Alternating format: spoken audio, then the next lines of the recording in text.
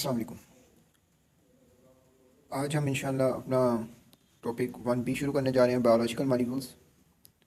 ये एक बहुत मज़ेदार टॉपिक है क्योंकि इसमें बड़े आई थिंक ये करते हुए आपको जो है वो इंटरेस्टिंग फील होता है। शुरू करते हैं अपने पहले MCQ से। क्वेश्चन नंबर 1 है, peptide bond is formed between. हमें याद है कि जो अमाइनो एसिड का स्ट्रक्चर होता है उसमें कार्बोक्सिल ग्रुप होता है और साथ NH2 ग्रुप होता है। तो कार्बोक्सिल और अमाइनो ग्रुप के दरमियान ही पेप्टाइड बॉन्ड बनता है। एक अमाइनो एसिड का जो है वो COOH बॉन्ड से OH रिलीज़ होता है और NH2 ग्रुप से हाइड्रोजन रिलीज़ होता है और वाटर इसमें से रिलीज़ हो जाता है, जिसको हम कहते हैं कंडेंसेशन या डिहाइड्रेशन। और इसके नतीजे में जो है पेप्टाइड बॉन्ड बनता है और एक प्रोटीन जो है वो अपनी मंजिल की तरफ गामजन होती है। क्वेश्चन नंबर 2 में वो कह रहा है कि सीक्वेंस ऑफ अमाइनो एसिड्स में iron in either an amino group और carboxyl group. What is the theoretical number of chemically different dipeptides that may be assembled from 20 different amino acids.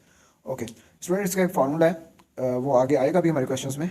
तो अभी बेसिकली ये है कि जितने डिफरेंट अमाइनो एसिड्स थे ना वो आपने नीचे रखना है, ठीक है।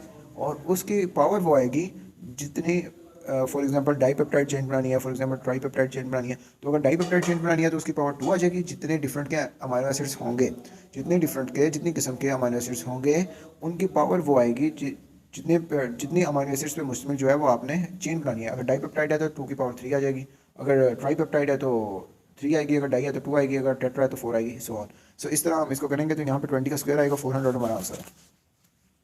The secondary structure of protein is जी, जहाँ पे भी आपने कोयलिंग का लफ्ज़ देख रहे हैं ना, वो सेकेंडरी स्ट्रक्चर में आता है, ठीक है। कोयलिंग का लफ्ज़ या फिर अल्फा हेलिक्स का लफ्ज़, हेलिक्स का लफ्ज़ या कोयलिंग का लफ्ज़, वो आपके पास आंसर होगा सेकेंडरी स्ट्रक्चर के लिए, option C. How many fatty acid molecules are normally present in a fat or oil molecule. So the number of fatty acids in a fat or oil molecule is 3. This can be verified by the structure. Which one of the following combinations of statements is true polysaccharides in living organism? Yes, वो कह रहे हैं कि जो polysaccharide होते हैं living organism में, polysaccharide living organism में क्या क्या काम कर सकते हैं, सिंपली वो ये क्वेश्चन करना चाह रहे हैं। बिल्कुल इसमें देखें कि बेसिकली तो पोलीसेक्राइड हमारे पास ग्लाइकोजन है। ग्लाइकोजन हमारे पास जो है वो स्टोरेज फॉर्म है। एनिमल्स के लिए स्टोरेज फॉर्म कौन सा है? एनिमल्स के लिए स्टोरेज फॉर्म ग्लाइकोजन है और प्लांट्स के लिए स्टोरेज फॉर्म कौन सा है? Starch. So basically both are polysaccharides. So they form storage compounds. Yes, this is absolutely right. And the option is D, without wasting any time, because all the other options say no on storage compounds option. And amino acid is a following structure. Okay, which two of the groups combine to form a peptide link? This question is already repeated, and the correct option is between 1 and 3. Polysaccharides are synthesized in plants by the process of polysaccharides जो होते हैं वो condensation के process से बनते हैं, ठीक हो गया। बेसिकली कंडेंसेशन से ग्लाइकोसिडिक बॉन्ड बनता है और ग्लाइकोसिडिक बॉन्ड जो है वो सेक्राइड्स को आपस में जो है वो कनेक्ट करने के लिए, आपस में लिंक करने के लिए वो जो बॉन्ड बनता है उसको हम ग्लाइकोसिडिक बॉन्ड कहते हैं और वो बेसिकली कार्बन ऑक्सीजन कार्बन के दरमियान होता है। Which one of the following reactions result in the conversion of amino acids to protein? Condensation, जैसे मैंने आपको बताया कि एक अमाइनो एसिड्स के पास कौन कौन से ग्रुप होते हैं, एक R ग्रुप होता है, एक NH2 ग्रुप होता है और एक कार्बोक्सिल ग्रुप होता है। सो बेसिकली एक अमाइनो एसिड का कार्बोक्सिल ग्रुप, दूसरे अमाइनो एसिड का NH2 ग्रुप आपस में जब रिएक्शन करते हैं तो NH2 से हाइड्रोजन निकलती है, COOH से OH निकलता है, वाटर रिलीज होता है आपके पास और एक जो लिंकेज बनती है उससे हमारे पास कंडेंसेशन होती है और कंडेंसेशन से आपके पास पेप्टाइड बॉन्ड बनता है। Which one of the following types of bond is principally concerned in maintaining the alpha helix shape of a secondary protein structure? This is hydrogen bonds. This is the information written. Benedict's test was performed on a 20 cm cube sample of 4 fruit syrups. देखिए आपके पास 4 test tubes हैं, ठीक है। हर test tube में अलग-अलग जो है वो 4 फ्रूट के सिरप्स हैं, ठीक है। A second 20 cm sample of each was then hydrolyzed and tested with Benedict's solution. अब आपके पास टोटल हो गए 8 टेस्ट ट्यूब, ठीक है। उनमें 2-2 करके 4 किस्म के फ्रूट सिरप्स 8 में मौजूद हैं, ठीक हो गया, आप समझ आ गए। अब जो 4 फ्रूट सिरप्स अलहदा हैं, दूसरे 4 फ्रूट सिरप्स के साथ हमने ये छेड़खानी की है कि उसको हमने हाइड्रोलाइज किया और फिर उसको हाइड्रोलाइज करने के बाद जो है वो बेनेडिक्ट सोल्यूशन के साथ जो है वो उसका रिएक्शन करवाया, ठीक है। अब एक किस्म के जो फ्रूट सिरप्स हैं, एक कैटेगरी जो फ्रूट सिरप्स की है उसको हमने हाइड्रोलाइज करने के बगैर ही उसको हमने जो है वो बेनेडिक्ट सोल्यूशन से रिएक्ट करवा दिया और दूसरा जो है उसको हमने हाइड्रोलाइज किया और फिर बेनेडिक्ट सोल्यूशन के साथ रिएक्ट करवाया। सो इनके मैसेज में जो हमें कुछ डिफरेंस मालूम हुआ, इस तरह करने से, डिफरेंस करने से, रिएक्शन को डिफरेंट तरीके से करने से कोई उनके मैस में फ़र्क आया, तो उससे अब वो हमसे पूछ कर रहे हैं which syrup contains the greatest mass of non reducing sugar. Okay, वो कह रहे हैं कि कौन से सिरप में सबसे ज़्यादा मैस है, टाइप 1 में, टाइप 2 में, कौन से सिरप में, टाइप ए में, बी में, सी में, किस में सबसे ज़्यादा फ़र्क है, किस में सबसे ज़्यादा जो है non reducing sugar for example sucrose आपके पास है। तो इसको सिंपल तरीका पता लगाने का ये है कि जिनके मैसेज में डिफरेंस ज़्यादा है, फॉर एग्जांपल ऑप्शन ए में देखें तो मैसेज में डिफरेंस आपको 30 मिल रहा है, ठीक है, ऑप्शन बी में 20 मिल रहा है और 54, सी में है ही कोई नहीं और डिफरेंस, और डी में 10 है। तो जिसमें डिफरेंस सबसे ज़्यादा है मैसेज में, इसका मतलब है कि उसमें जब प्रेसिपिटेट बने तो वो ज़्यादा बने, उतना जो है वो मैस ज़्यादा हुआ, तो इसका मतलब है कि उसमें शुगर जो है वो ज़्यादा है। Okay, 5 disaccharides were each hydrolyzed with dilute acid, and the purified products were separated by one-dimensional chromatography. Okay, the final chromatograph is shown in the diagram below. Okay. Now the actual asking question starts from here. This is if spot 1, yes, represents the products obtained from the hydrolysis of sucrose, which one of the following indicates the results obtained from the hydrolysis of lactose and maltose?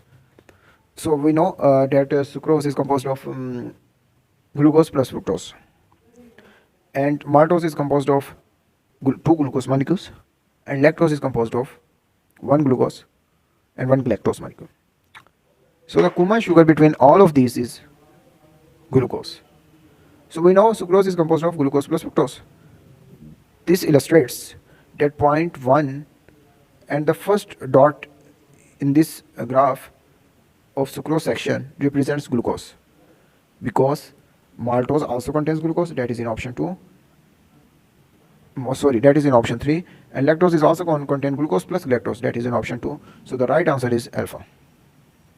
Which one of the following molecule contains amino acids? Yes, amino acids is present in protein. Yes. So and now we have to identify which one is the protein in this. So that is collagen, option C. Which one of the following is a characteristic of saturated fats which distinguish them unsaturated fats? Basically they do not contain glycerol. No, they contain a high proportion by mass of oxygen. They contain only unbranched fatty acids. I think this is not the basic difference. The most prominent difference is they have no double bonds between their carbon atom.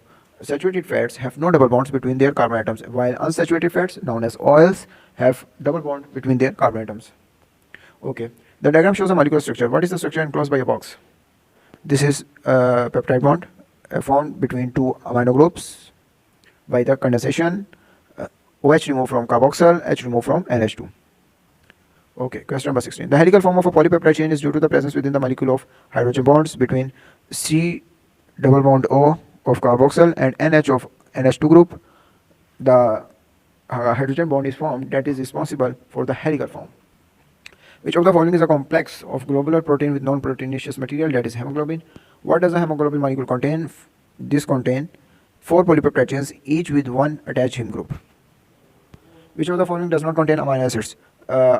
Basically amino acids is present in proteins, and we have to identify here which one is not a protein. Okay, students, carbonic anhydrase is an enzyme. How I know this is an enzyme? The easiest way to identify any enzyme is the last ASE. The name that is ends with ASE is the name of the enzyme. So here and we know almost 99% of the enzymes are proteins. Hemoglobin is also protein, insulin is a protein, because insulin is a hormone and 90 to 95% hormones are proteins.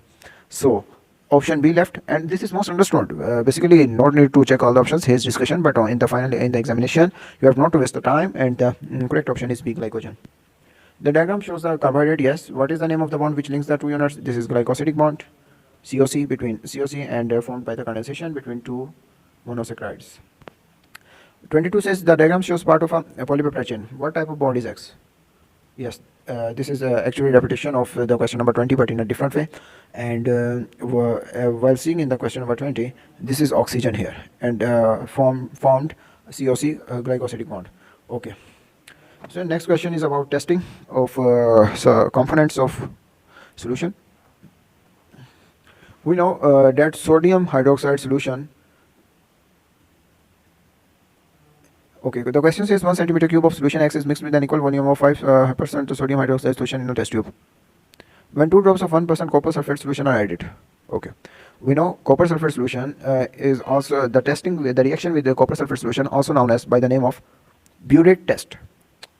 Okay, if in Biuret test, if after the reaction purple color is produced, then there is protein present in it, and if not a purple color appeared and blue remains, then there is no protein in it. So what does solution X contains? Amino acids, alpha option. And next, in which column are the statements correctly applied to cellulose and sucrose? We know that it is confirmed that sucrose is a non-reducing sugar, and it is also confirmed that sucrose is not a polysaccharide, but it is a disaccharide consisting of two monomers, while cellulose is a polysaccharide. Yes, both of them have glycosidic linkage. It produces monosaccharides on complete hydrolysis. Yes, both of them produces monosaccharides on complete hydrolysis. Which property of proteins enables them to act as pH buffer? Yes, they are pH buffers because they contain carboxyl and amino groups. The reason is that when any acid reacts with amino group, or H positive reacts with amino group, it reacts with NH2 group, and when it reacts with NH2 group, NH2 converts into NH3 positive. So NH3 positive basically does not alter the pH of the solution so much. In the same way, if OH reacts with amino group, then it reacts with COH group, and that also does not change the pH so much. Thank you so much. This is the first part of our 1B biological molecules. Inshallah, we will meet soon in the next video. Allah Hafiz.